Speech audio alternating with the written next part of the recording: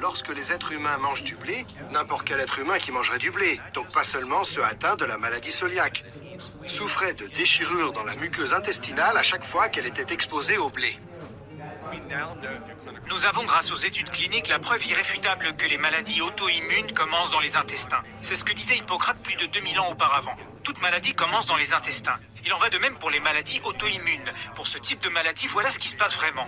Il y a une barrière entre le flux sanguin et les intestins. C'est ce qu'on appelle la muqueuse intestinale. Et cette muqueuse intestinale présente de minuscules trous. Et avec le temps, il peut arriver pour une personne souffrant d'inflammation intestinale que de plus gros trous se creusent dans la muqueuse. Certaines cellules se renouvellent très rapidement, et c'est le cas pour la muqueuse intestinale. Tous les 3 à 7 jours, nous avons une nouvelle muqueuse. Ça fonctionne comme la peau d'un serpent. On pourrait dire qu'elle mue. Vous prenez une tartine au petit déjeuner, elle se régénère. Un sandwich pour votre repas, elle se régénère. Des pâtes pour le dîner, elle se régénère. Vous ajoutez des croûtons dans votre salade, elle se régénère. Un biscuit, c'est pareil. Elle se régénère sans cesse, jusqu'à ce qu'un jour, elle ne se régénère plus.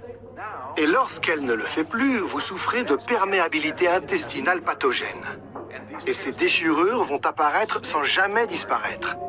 Vous devenez donc intolérant car votre muqueuse ne se renouvelle pas. Que vous ayez 2 ans, 22 ans, 72 ans, cela arrive lorsque vous dépassez un certain seuil. Mais ça arrive. Ce qui peut se produire ensuite, c'est que ces particules alimentaires comme le gluten, la caséine, les toxines, les mauvaises bactéries, le candida, vont couler des intestins dans le flux sanguin.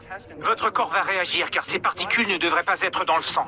C'est la réponse immunitaire. Et si on ne fait rien sur le long terme, la maladie auto-immune voit le jour. Cette inflammation systémique peut avoir un impact sur nos articulations et entraîner une polyarthrite rhumatoïde, avoir un impact sur la thyroïde et provoquer une thyroïdite de Hashimoto. Elle peut également toucher le côlon et provoquer des troubles comme la maladie de Crohn ou entraîner une fibromyalgie. Toute maladie auto-immune naît suite à une fuite des intestins. Tout commence dans la muqueuse intestinale. Je pense que certains aliments sont des facteurs importants comme les produits céréaliers raffinés. Le sucre est aussi l'un de ces aliments principaux. C'est lui qui fournit aux candidats la levure de votre corps et qui provoque ces problèmes de santé.